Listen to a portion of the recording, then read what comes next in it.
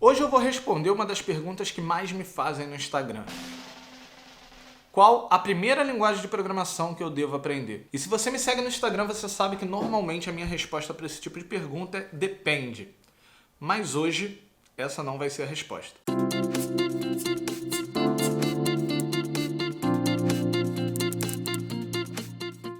Fala galera, Igor Oliveira por aqui, seja bem-vindo a mais um vídeo. E a minha resposta para esse tipo de pergunta normalmente é depende, porque hoje a programação está presente em diversos cenários. E dependendo de qual é o seu objetivo e qual caminho você quer seguir, uma linguagem ela pode ser melhor do que a outra ou mais recomendada do que a outra. Mas muitas vezes você pode usar aí mais de uma linguagem para o mesmo objetivo. Nesse vídeo eu vou montar alguns cenários e eu vou indicar quais que são as linguagens mais populares para esses cenários. E a primeira coisa que a gente precisa definir é o que você quer fazer, qual que é o seu objetivo, onde você quer chegar. E fica tranquilo que se você ainda não sabe exatamente qual que é o seu objetivo, não tem problema, eu vou dar também uma opção no final desse vídeo aqui, então fica comigo. E eu separei aqui 6 objetivos que a gente pode ter como programador. E para trazer aqui o primeiro deles, eu quero falar sobre internet das coisas. Ligue as luzes.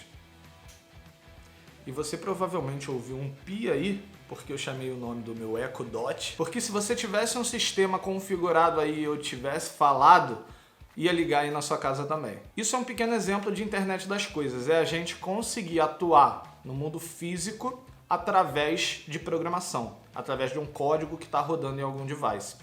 E apesar de eu usar aqui o meu Echo para fazer esse exemplo, é muito comum a gente começar a aprender sobre a internet das coisas utilizando plaquinhas como Raspberry Pi ou o Arduino. E se você tem interesse em trabalhar com a internet das coisas e seguir esse caminho, o que a gente precisa é de uma linguagem de programação que seja mais baixo nível. O que isso quer dizer? Que a gente tenha mais poder de controlar o hardware. Uma linguagem que seria uma boa opção para você investir os seus estudos seria o C.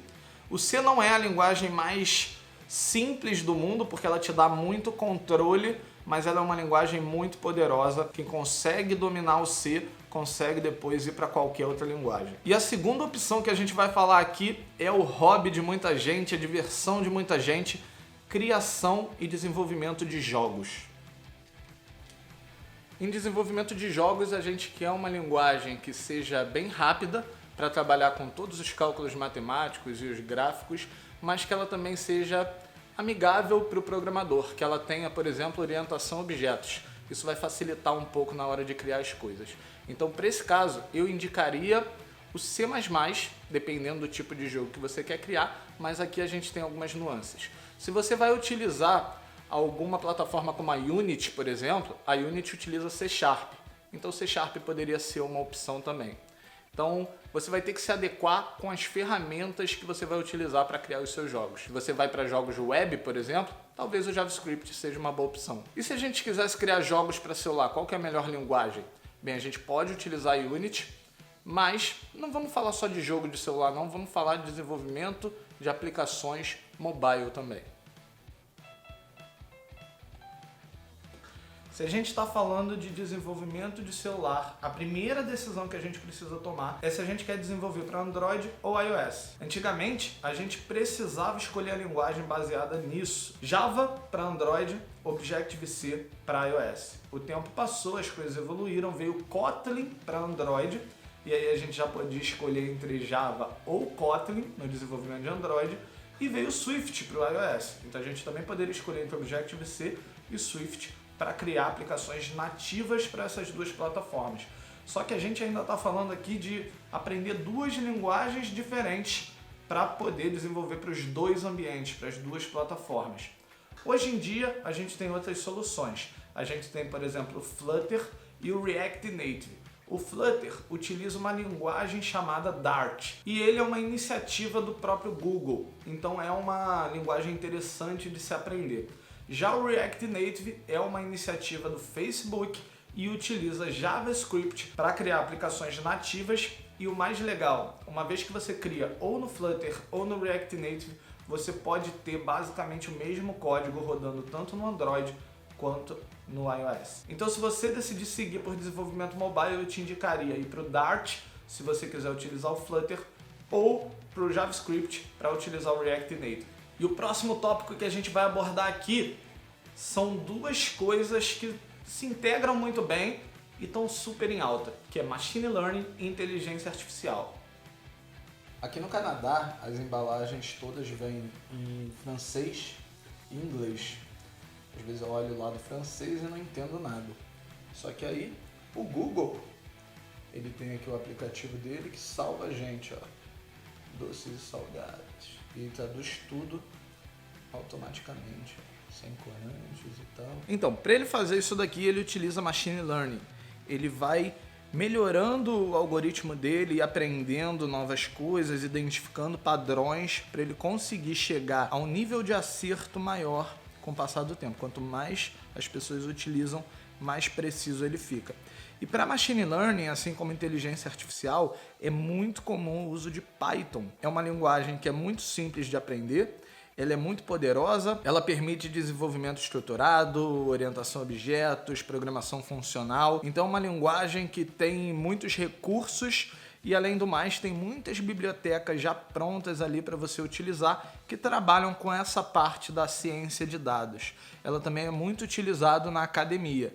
Então, se talvez por algum motivo você tenha interesse em seguir a linha de pesquisa, o Python pode ser uma boa opção. Se você quer seguir nessa linha de inteligência artificial e machine learning, também, Python talvez seja a sua escolha. Além de tudo isso que a gente falou aqui, tem também onde tudo começou, né? Os programas de computadores ficaram populares por causa dos computadores. Faz sentido isso, né? Então, vamos falar um pouco de desenvolvimento de aplicações desktop.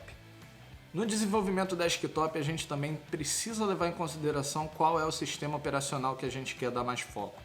Muitos desenvolvedores, principalmente de aplicações que envolvem criação, por exemplo, programas de tratamento de imagens ou de criação de design ou até mesmo de música, dão preferência para criar os seus programas, principalmente para macOS. Nesse caso, a melhor linguagem para você aprender é a linguagem do próprio macOS, que é a mesma do iPhone. Seria Objective-C ou Swift. Eu indicaria Swift porque é uma linguagem mais nova, tá?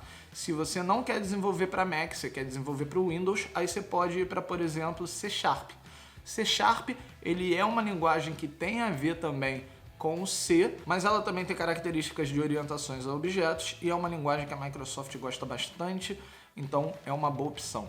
Se você quer fazer alguma coisa que seja híbrida, que você possa rodar no Windows, no macOS, no Linux, Java é uma opção, mas também é uma opção você rodar um framework como Electron e conseguir compilar o seu HTML, CSS e JavaScript para a criação da sua aplicação desktop. Um aplicativo que faz isso é o VS Code. O VS Code ele é criado com Electron.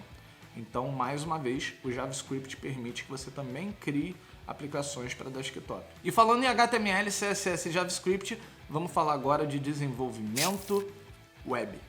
No desenvolvimento web, a gente também tem uma consideração a fazer. Se a gente quer focar em front-end ou back-end. Se você não sabe a diferença de front-end e back-end, eu vou deixar aqui em cima um card de um vídeo que eu fiz falando qual que é a diferença. Mas só para resumir, front-end é tudo que vai rodar no computador do usuário, é o que vai rodar dentro do navegador. Back-end é tudo que vai rodar no servidor. É normalmente o responsável por fazer acesso ao banco de dados e etc. Vamos começar pelo front-end, que é o mais fácil. Não tem muito para onde correr. O navegador ele só entende HTML, CSS e JavaScript. O HTML ele é responsável por falar qual conteúdo vai ser mostrado na página. O CSS é responsável por falar como que esse conteúdo vai ser mostrado. Por exemplo, se você tem um botão na tela, você precisa, através do HTML, falar que você tem um botão na tela. Mas se esse botão é azul, é o CSS que vai dizer se ele é azul. E por último, a gente tem o JavaScript. O JavaScript é o que vai fazer com que esse botão ele consiga executar uma ação. Então, o conjunto dessas três linguagens forma a tríade do desenvolvimento web front-end. Isso quer dizer que se você quiser seguir esse caminho, é o JavaScript, a linguagem de programação que você tem que investir o seu tempo. No back-end, as coisas ficam um pouquinho mais complicadas porque, mais uma vez, tem alguns caminhos aí a você seguir. Você pode utilizar várias linguagens diferentes. Então a gente tem o Python, tem o PHP, tem o JavaScript, se a gente utilizar o Node.js. E o que vai fazer então você escolher uma ou a outra? Se você quer criar coisas que tenham a ver com WordPress, por exemplo, o WordPress ele ainda utiliza PHP. Se eu não me engano, algumas coisas ele está migrando para o Node, mas ele ainda utiliza PHP. Tem muitos sistemas também legados que utilizam PHP, então você vai ter a vantagem aí de poder dar manutenção em sistemas que já existem, tá? Se você está começando coisas novas, quer criar uma startup, eu ficaria com o JavaScript. Afinal de contas, você vai precisar de front-end também e é bom que você saiba os dois se esse for o seu caso. O Python, ele já é um pouquinho mais difícil de você hospedar, escalar e toda a linguagem em si ela é simples, mas você fazer a manutenção de um sistema em Python não é tão simples assim. Então, apesar de eu indicar o Python, se você quiser ir para Machine Learning, inteligência artificial, talvez desenvolvimento web back-end, eu daria prioridade ou para PHP ou para JavaScript. Se você for em qualquer uma dessas duas, você vai estar bem tranquilo, vai estar muito bem. Muita gente vai te falar que o PHP vai morrer, mas não vai morrer tão cedo assim. Então essas são as opções que a gente tem e você pode ter percebido que depende muito de qual é o seu objetivo, né? Mas talvez você esteja naquele caso de eu não sei para onde eu quero seguir. Nesse caso, a linguagem que eu te indicaria é o JavaScript, porque eu não sei se você percebeu, mas em vários momentos ela apareceu aqui. Realmente porque hoje o JavaScript está em todos os lugares. Ele está no desenvolvimento web, tanto no front quanto no back. Ele está no desenvolvimento mobile com React Native. Ele está no desenvolvimento de jogos, se você quiser criar alguma coisa também baseada em web. E até na internet das coisas, que eu acabei não citando, porque eu ainda acho que o C é uma linguagem melhor para quem quer se especializar nisso. Mas enquanto você está começando, se você está estudando com Raspberry Pi, por exemplo, dá para você utilizar o Node junto com o JavaScript até a internet das coisas. Então eu indicaria essa como a linguagem que você deve focar se você não sabe para onde você quer seguir ainda. E aí futuramente, se você quiser migrar para uma linguagem que seja mais especialista naquilo, você já vai ter toda a base e essa migração vai ser muito fácil. Agora, a última dica que eu te dou é ou você colar em alguém que já saiba uma linguagem de programação e de preferência naquela área ali que você quer seguir, ou você buscar um material que te dê auxílio para você acelerar os seus estudos, tá? E se você não sabe por onde começar, eu criei um curso que é exatamente o que eu gostaria de ter feito quando eu comecei minha carreira. Para quem não sabe, eu comecei minha carreira com o ABAP, que é uma linguagem de programação muito específica, só serve para basicamente uma coisa, que é desenvolvimento de um sistema chamado SAP, e logo eu migrei para o desenvolvimento mobile. Nessa época eu achava que eu ia ficar milionário criando aplicativos, só que eu quebrei minha cara. Então se eu pudesse voltar no tempo, não seria esse caminho que eu seguiria. Eu começaria como freelancer. E faz muito mais sentido para quem quer começar como freelancer ir para o desenvolvimento web. Afinal de contas, todo negócio precisa de um site, muitos negócios precisam de um sistema e poucos negócios precisam de um aplicativo, por exemplo. Então faz mais sentido você ir para o desenvolvimento web do que para o desenvolvimento mobile. Então, seguindo essa linha, eu criei esse curso que o core dele é o JavaScript. Assim a gente pode dar ênfase no front-end, no back-end. Para o back-end a gente usa o Node.js e ele ficou um curso bem completo, bem interessante. Foi feito pensando exatamente no iniciante, tá? Pegando ele pela mão, mesmo que ele não saiba nada, e tem alguns módulos que auxiliam esse iniciante a pegar seus primeiros projetos. Aqueles projetos bem pequenininhos que resolvem o problema do ovo e da galinha. O que eu quero dizer com isso? Muitos desenvolvedores eles têm um problema para se colocar no mercado, porque afinal de contas as empresas querem alguém que tenha experiência, só que eles não têm experiência. Então a melhor maneira de você criar essa experiência é você criando seus próprios projetos, mas por que não vender esses pequenos projetos para outras pessoas que você pode ajudar, né?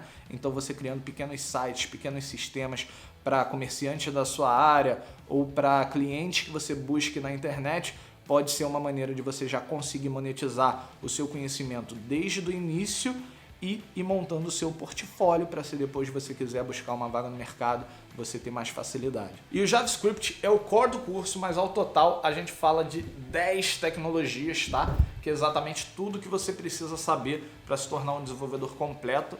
E eu queria falar desse curso aqui agora porque ele está numa promoção. Até meia-noite de segunda-feira a gente está com 40% de desconto por causa do Black November, tá? Só que a partir de terça esse desconto ele já vai passar de 40 para 30. Vai ficar com 30% de desconto então de terça-feira que vem até a próxima segunda, a outra segunda, e aí o desconto vai cair para 20% e vai ficar até o final do mês.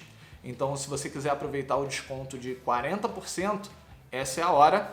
Vai lá, o link tá aqui na descrição, basta você colocar o cupom BLACK_9, tá aparecendo aqui para você. Se você não conseguiu aproveitar, não tem problema, porque esse curso ele tá num preço incrível de qualquer forma, porque o valor que você vai ter, ele é gigante. Além disso, a gente tem uma garantia de 30 dias, o que quer dizer que o seu risco é zero. Se em 30 dias você não gostar do curso por qualquer motivo, você vai ter 100% do seu dinheiro de volta. E só para finalizar, eu quero destacar que você não precisa de um curso, tá? Você pode aprender tudo sozinho, só que normalmente leva mais tempo. Eu quis pegar toda a experiência que eu tenho em 10 anos de carreira e empacotar de uma maneira para facilitar a sua vida e acelerar o seu processo de aprendizado.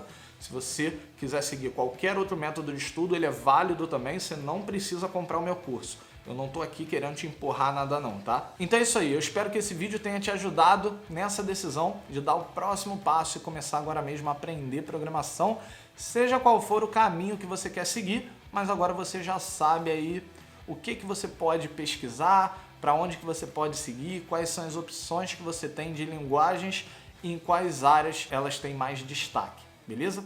É isso aí, eu vou ficando por aqui, até o próximo vídeo, valeu!